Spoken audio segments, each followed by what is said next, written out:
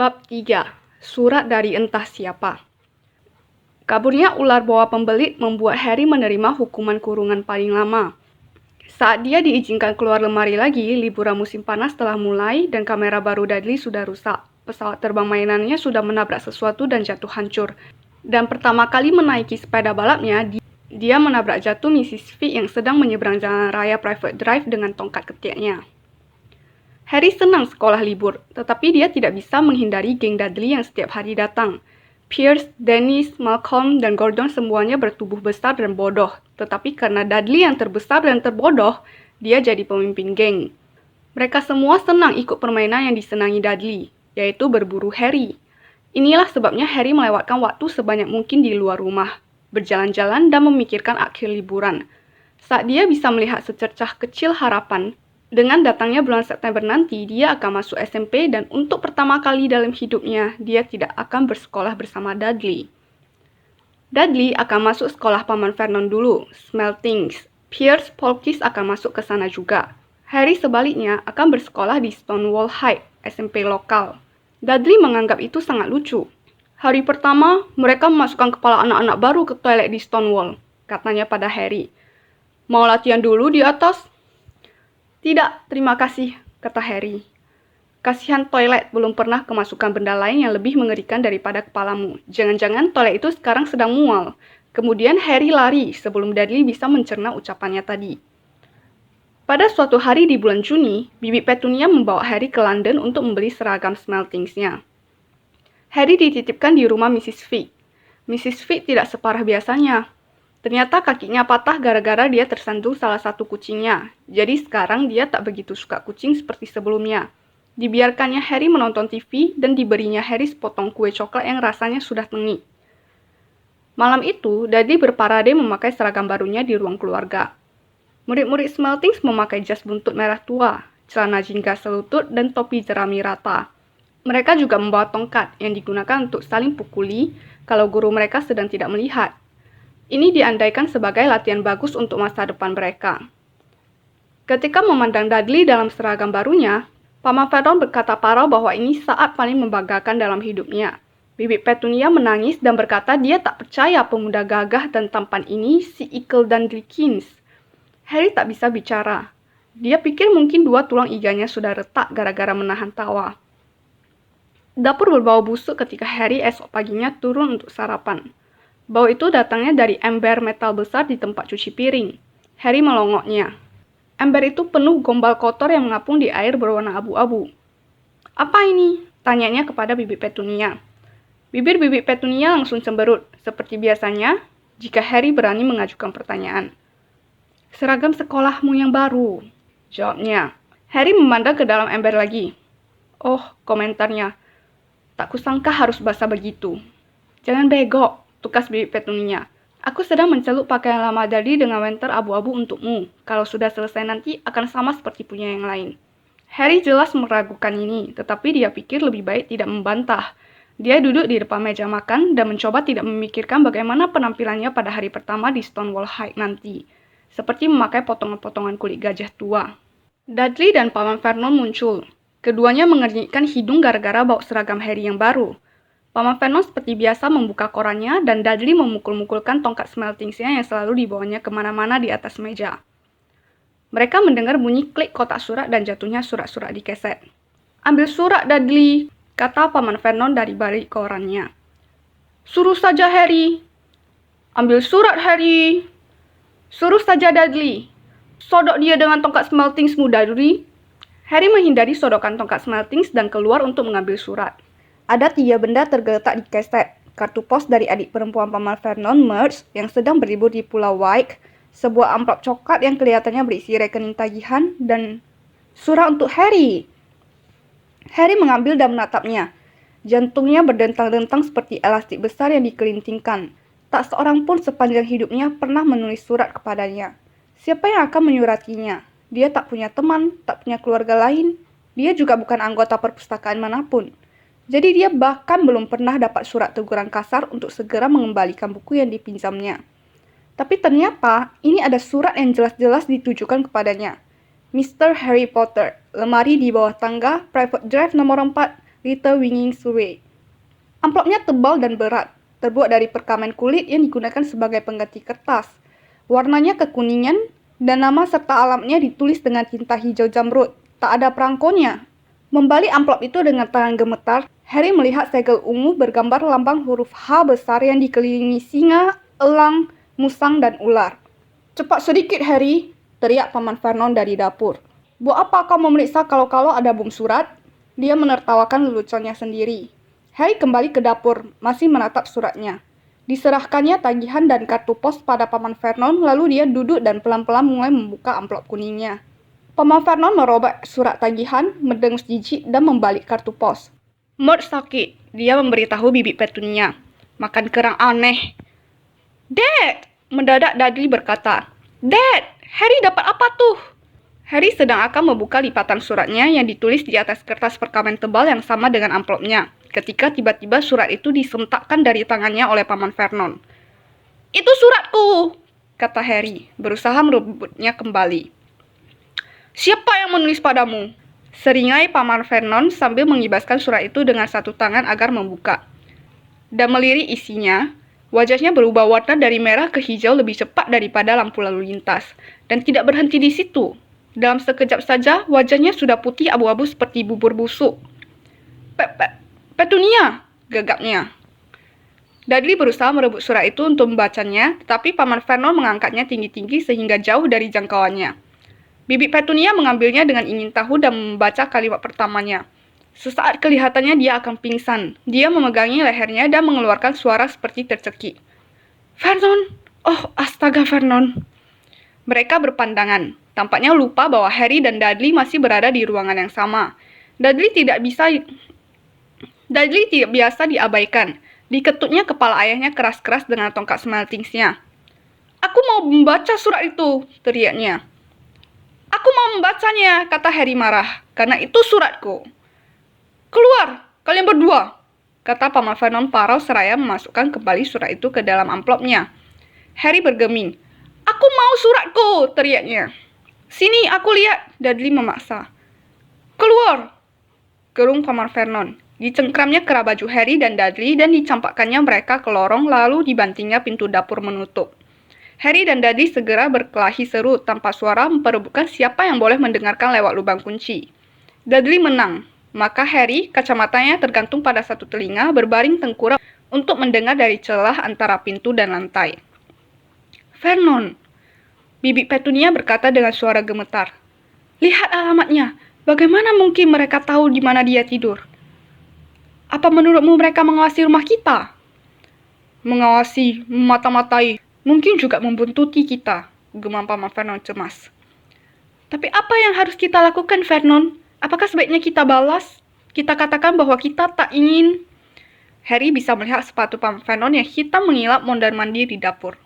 "Tidak," katanya akhirnya. "Tidak, kita abaikan saja. Jika mereka tidak mendapat balasan, ya, itu yang paling baik. Kita tak akan melakukan apa-apa." "Tetapi..." "Aku tak mau dengar, Petunia. Bukankah kita sudah bersumpah waktu mengambilnya bahwa kita akan membasmi omong kosong yang berbahaya itu?" Sore itu, sepulang kerja, Paman Vernon melakukan sesuatu yang belum pernah dilakukannya. Dia mengunjungi Harry di dalam lemarinya. "Mana suratku?" tanya Harry begitu Paman Vernon berhasil menjejalkan diri melewati pintu. "Siapa yang menulis padaku?" "Tidak ada. Surat itu keliru dialamatkan padamu," kata Paman Vernon pendek. "Sudah kubakar." "Tidak keliru," kata Harry berang. "Di alamatnya tertulis lemariku." "Diam!" raung Paman Vernon dan 2 ekor laba-laba terjatuh dari langit-langit lemari. Dia menarik napas dalam beberapa kali dan kemudian memaksakan wajahnya tersenyum. Kelihatannya memuas sekali. Ya, Harry, tentang lemari ini, bibimu dan aku sudah berpikir-pikir kau sebetulnya sudah terlalu besar untuk tinggal di sini. Kami rasa lebih baik jika kau pindah ke kamar Dudley yang satunya." "Kenapa?" tanya Harry. "Jangan tanya-tanya," tukas pamannya. "Bawa barang-barangmu ke atas sekarang." Rumah keluarga Dursley punya 4 kamar, satu untuk Paman Vernon dan Bibi Petunia, satu untuk tamu, biasanya adik Paman Vernon, Mert, satu adalah kamar tidur Dudley, dan satunya lagi tempat Dudley menyimpan mainan dan barang-barangnya yang tidak muat ditaruh di kamar tidurnya. Harry hanya perlu sekali angkut untuk memindahkan barang-barangnya dari lemari ke kamar ini. Dia duduk di tempat tidur dan memandang berkeliling. Hampir semua barang di kamar ini rusak. Kamera yang baru sebulan tergeletak di atas tank kecil yang ketika dikendarai Dudley pernah melintas anjing tetangga. Di sudut ada televisi pertama Dudley, yang ditendangnya sampai bolong ketika acara favoritnya batal ditayangkan. Ada sangkar burung besar, dulunya sangkar seekor burung nuri yang kemudian ditukar Dudley di sekolah dengan senapan angin betulan. Senapan itu sekarang ada di rak, larasnya bengkok kedudukan Dudley. Rak-rak lain penuh buku, hanya buku-buku itulah yang tampaknya tak pernah disentuh. Dari bawah terdengar Dudley berteriak-teriak kepada ibunya. "Aku tak mau dia di sana, aku butuh kamar itu, suruh dia keluar." Harry menghelakan napas dan membaringkan diri di tempat tidur. Kemarin dia akan bersedia memberikan apa saja untuk bisa berada di kamar ini. Hari ini dia lebih memilih berada kembali di lemarinya dengan surat itu daripada di sini tanpa surat. Paginya saat sarapan, semua agak diam. Dudley uring-uringan. Dia sudah menjerit-jerit memukuli ayahnya dengan tongkat smeltingsnya. Pura-pura sakit, menendang ibunya, dan melempar kura-kuranya ke atap rumah kaca sampai atap itu berlubang. Tapi tetap saja dia tidak memperoleh kembali kamarnya. Harry merenungkan saat jam begini kemarin dan menyesal sekali kenapa dia tak membuka suratnya sewaktu masih di lorong. Paman Vernon dan Bibi Petunia saling pandang dengan wajah keruh. Ketika tukang pos tiba, Paman Vernon yang kelihatannya mencoba berbaik-baik kepada Harry menyuruh Dudley mengambil surat. Mereka mendengar Dudley memukul-mukulkan tongkat smeltingsnya sambil turun ke lorong. Kemudian dia berteriak, "Ada surat lagi, Mr. Harry Potter, kamar paling kecil, private draft nomor 4. Dengan pekik tertahan, Paman Vernon melompat dari kursinya dan berlari turun. Harry di belakangnya. Paman Vernon harus memiting Dudley ke lantai untuk merebut surat itu, dan itu makin sulit dilakukannya karena Harry mengalungkan tangan ke leher Paman Vernon dari belakang. Setelah semenit pergulatan kalang kabut, dan semuanya kena pukul tongkat smeltings, Paman Vernon bangkit berdiri, tersengal-sengal dengan surat Harry terpegang erat di tangannya. "Kembali ke lemarimu, maksudku kamarmu," katanya kepada Harry. "Dudley, pergi!" Harry berjingkak bolak-balik mengitari kamar barunya. Ada yang tahu dia sudah pindah dari lemarinya dan mereka rupanya tahu dia belum menerima surat pertamanya. Jelas itu berarti mereka akan mencoba lagi, dan kali ini dia akan memastikan mereka tidak akan gagal. Dia punya rencana. Jam waker yang sudah dibetulkan berdering pukul 6 keesokan paginya. Harry cepat-cepat mematikannya dan berganti pakaian tanpa menimbulkan suara. Jangan sampai keluarga Dursley terbangun. Diam-diam, dia turun tanpa menyalakan lampu satupun. Dia akan menunggu tukang pos di sudut private drive dan mengambil surat-surat untuk rumah nomor 4 lebih dulu. Jantungnya berdegup kencang saat dia merayap di lorong gelap menuju pintu depan. "Ah!" Harry kaget dan terlonjak. Dia menginjak sesuatu yang besar dan empuk di keset, sesuatu yang hidup. Lampu menyala di loteng dan betapa kagetnya Harry. Benda empuk yang diinjaknya tadi ternyata wajah pamannya. Paman Vernon sengaja tidur di depan pintu dalam kantong tidur. Jelas dia bermaksud menghalangi Harry melakukan apa yang akan dilakukannya. Selama kira-kira setengah jam dia memarahi Harry, kemudian menyuruhnya membuat secangkir teh. Harry terseok sedih ke dapur. Dan pada saat dia kembali, surat sudah datang, jatuh persis di pangkuan Paman Vernon. Harry bisa melihat 3 surat yang alamatnya ditulis dengan tinta hijau. "Berikan." Dia baru mau bicara, Paman Vernon sudah merobek-robek surat-surat itu di depan matanya. Paman Vernon tidak ke kantor hari itu. Dia tinggal di rumah dan memaku kotak suratnya. "Kalau mereka tidak bisa mengirim surat, mereka akan menyerah," dia menjelaskan kepada Bibi Petunia dengan mulut penuh paku. "Aku tidak yakin, Vernon." "Oh, cara berpikir orang-orang ini aneh, Petunia. Tidak seperti kita," kata Paman Vernon sambil memukul paku dengan sepotong kue buah yang baru saja dibawakan Bibi Petunia. Hari Jumatnya, tak kurang dari 12 surat untuk Harry datang. Karena tak bisa dimasukkan ke dalam kotak surat, surat-surat itu disorongkan di bawah pintu, disisipkan ke celah pintu, dan beberapa di antaranya bahkan dijejalkan lewat jendela kecil toilet bawah. Paman Vernon tinggal di rumah lagi. Setelah membakar semua surat itu, dia mengeluarkan palu dan paku untuk menutup semua celah di pintu depan dan belakang dengan papan, sehingga tak seorang pun bisa keluar. Dia bersenandung berjingkak di antara tulip-tulip sambil bekerja, dan terlonjak jika ada bunyi sekecil apapun. Hari Sabtunya yang terjadi sudah di luar kendali. Ada 24 pucuk surat untuk Harry berhasil diselundupkan masuk rumah.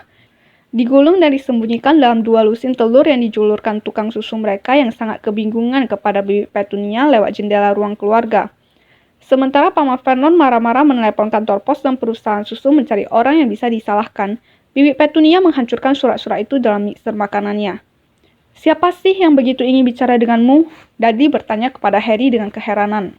Pada hari Minggu pagi, Paman Vernon duduk di meja untuk sarapan. Kelihatannya lelah tetapi senang. Tukang pos tidak datang pada hari Minggu. Dia mengingatkan mereka dengan riang seraya mengoleskan selai pada korannya. Jadi tidak ada surat sialan hari ini. Ada yang berdesis meluncur turun dari cerobong asap mereka ketika Paman Vernon bicara dan menggemplang belakang kepalanya. Detik berikutnya, 30 atau 40 surat meluncur-luncur dari perapian seperti peluru. Keluarga Dursley menunduk menghindar, tetapi Harry melompat mencoba menangkap satu di antaranya. "Keluar! Keluar!" Paman Vernon menangkap pinggang Harry dan melemparnya ke lorong di luar. Setelah Bibi Petunia dan Dudley keluar dengan lengan menutupi muka, Paman Vernon membanting pintu menutup. Mereka bisa mendengar surat-surat masih mengalir ke dalam ruangan, melenting-lenting mengenai dinding dan lantai. "Sudah kelewatan," kata Paman Vernon berusaha berbicara dengan tenang, tapi pada saat bersamaan mencabuti kumisnya dengan panik. "Aku mau kalian semua kembali ke sini 5 menit lagi. Siap berangkat. Kita akan pergi. Bawa saja pakaian secukupnya. Jangan membantah." Paman Vernon kelihatannya berbahaya sekali dengan separuh kumisnya lenyap, sehingga tak seorang pun berani membantah. 10 menit kemudian, mereka berhasil keluar dari pintu yang sudah dipaku rapat dan berada dalam mobil yang ngebut menuju jalan tol. Dudley terisak-isak di jok belakang. Ayahnya tadi memukul kepalanya gara-gara mereka harus menunggunya mencoba menjejalkan televisi, video, dan komputernya ke dalam tas olahraganya. Mobil terus meluncur, bahkan Bibi Petunia pun tak berani bertanya kemana mereka pergi. Sekali-sekali Paman Vernon tiba-tiba menikung tajam dan meluncurkan mobilnya ke arah berlawanan. Sesatkan mereka, gumam Paman Vernon setiap kali dia melakukan ini. Mereka bahkan tidak berhenti untuk makan sepanjang hari. Saat malam tiba, Dudley sudah menangis meraung-raung. Belum pernah dia mengalami hari seburuk ini. Dia lapar, dia tak bisa menonton 5 acara televisi yang ingin ditontonnya, dan belum pernah dia melewatkan waktu selama ini tanpa meledakkan alien di layar komputernya. Paman Vernon akhirnya berhenti di depan hotel suram di luar sebuah kota besar. Dudley dan Harry berbagi kamar tidur dengan 2 tempat tidur dan sprei lembab yang berbau lumut.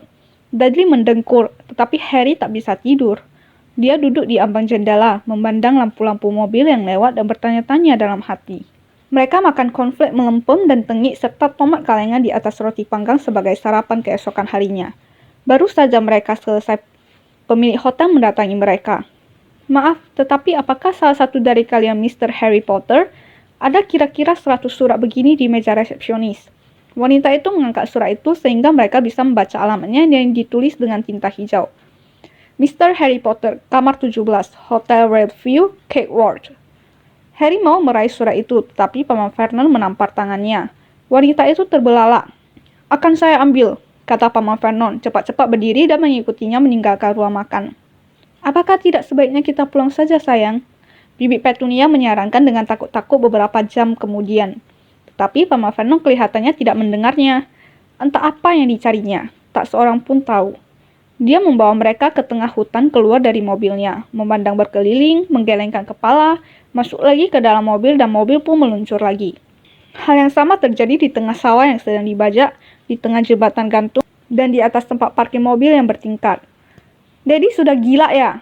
Dudley bertanya kepada Bibi Petunia sore itu. Paman Vernon telah memarkir mobilnya di tepi pantai, mengunci mereka bertiga di dalamnya, lalu menghilang. Hujan mulai turun. Tetesnya yang besar-besar mengetuk-ngetuk atap mobil. Dudley terseduh-seduh. "Ini hari Senin," katanya kepada ibunya. "Ada acara si hebat Humberto di televisi malam ini. Aku mau nonton." Senin. Harry jadi ingat sesuatu. Kalau hari ini Senin, dan Dudley bisa diandalkan dalam hal ini, sehubungan dengan kegemarannya nonton televisi, maka besok, Selasa, adalah hari ulang tahun Harry yang ke-11. Tentu saja hari-hari ulang tahunnya yang telah lewat bukanlah hari yang menyenangkan. Tahun lalu misalnya, keluarga Dursley menghadiahinya 1 gantungan mantel dan sepasang kaos kaki bekas Paman Vernon. Tapi kita kan tidak berumur 11 setiap hari. Paman Vernon kembali sambil tersenyum. Dia juga membawa bungkusan kecil panjang dan tidak menjawab ketika ditanya Bibi Petunia apa yang dibawanya. "Sudah kutemukan tempat yang sempurna," katanya. "Ayo semua keluar." Di luar mobil udara dingin sekali. Paman Vernon menunjuk sesuatu yang kelihatannya seperti batu karang besar yang menjorok ke laut. Bertengger di atas karang itu ada gubuk kecil yang sangat kumuh dan bobrok. Kelihatan menyedihkan sekali. Satu hal sudah jelas, tak ada televisi di gubuk itu. Malam ini diramalkan akan ada badai, kata Paman Vernon senang, sambil menepukkan tangan. Dan bapak ini sudah berbaik hati mau meminjamkan perahunya. Seorang laki-laki tua ompong berjalan santai mendekati mereka. Sambil menyeringai agak jahat, dia menunjuk perahu dayung tua yang terapung-apung di air abu-abu gelap di bawah mereka. Aku sudah beli bekal untuk kita, kata Paman Vernon. Jadi semua naik. Dingin sekali di perahu, sampai mereka serasa membeku. Cipratan air laut dan tetes hujan sedingin es merayap menuruni tengkuk dan angin dingin menerpa wajah mereka. Setelah rasanya berjam-jam kemudian, tibalah mereka di batu karang. Paman Vernon terpeleset-peleset memimpin menuju ke gubuk rayol itu. Bagian dalam gubuk sungguh menjijikan. Bau ganggang laut menyengat. Angin bersuit-suit menembus lewat celah-celah di dinding papan. Perapiannya lembab dan kosong. Hanya ada satu kamar. Bekal Paman Vernon ternyata sebungkus keripik dan 4 pisang untuk setiap orang. Dia mencoba menyalakan api, tetapi keempat bungkus keripik yang kini sudah kosong itu cuma mengerut dan berasap. Surat-surat itu sekarang bisa digunakan, katanya riang. Paman Vernon sedang senang sekali. Jelas dia mengira tak akan ada orang yang bisa mengejar mereka dalam badai untuk mengantar surat. Harry dalam hati mengakui dan ini membuatnya sedih. Ketika malam tiba, badai yang dijanjikan menerjang di sekitar mereka. Cipratan air dari ombak-ombak yang bergulung tinggi menyembur ke dinding pondok dan angin kencang mengguncangkan jendela-jendela yang kotor. Bibi Petunia menemukan beberapa selimut apak bulukan dari kamar dan menyiapkan tempat tidur untuk Dudley di sofa yang sudah berlubang-lubang dimakan ngengat. Dia dan Paman Vernon tidur di tempat tidur reyok di kamar dan Harry dibiarkan mencari sendiri tempat yang paling empuk di lantai untuk meringkuk di bawah selimut paling tipis dan paling compang-camping. Semakin malam, badai mengamuk semakin hebat. Harry tak bisa tidur. Dia gemetar kedinginan dan membalikkan tubuh mencoba mencari posisi yang lebih nyaman. Perutnya yang lapar berkeroncongan. Dengkur Dudley terendam oleh gemuruh guruh yang mulai menggelegar menjelang tengah malam. Jarum arloji Dudley yang menyala, tangan gemuknya yang memakai arloji berjuntai ke bawah sofa, menunjukkan bahwa 10 menit lagi Harry akan berusia 11 tahun. Dia berbaring memandangi saat ulang tahunnya yang berdetik-detik semakin dekat. Bertanya-tanya apakah keluarga Dursley akan ingat soal ulang tahunnya. Bertanya-tanya di manakah gerangan orang yang menulis surat padanya sekarang. 5 menit lagi. Harry mendengar sesuatu yang berkeriuk di luar. Dia berharap atap gubuk tidak akan runtuh. Walaupun kalau iya, dia mungkin akan lebih hangat. 4 menit lagi. Mungkin rumah di private drive akan penuh surat kalau mereka pulang nanti, sehingga dia bisa mencuri satu. 3 menit lagi. Ombaknya itu yang menghantam karang begitu keras, dan 2 menit lagi. Dan bunyi derak aneh apa itu? Apa karangnya remuk dan berjatuhan ke laut? Semenit lagi dia akan berusia 11 tahun. 30 detik, 20, 10, 9. Mungkin dia akan membangunkan Dudley, sekedar supaya Dudley marah saja. 3, 2, 1. Boom! Seluruh gubuk bergetar dan Harry langsung duduk tegak memandang pintu. Ada orang di luar pintu menggedor-gedor mau masuk.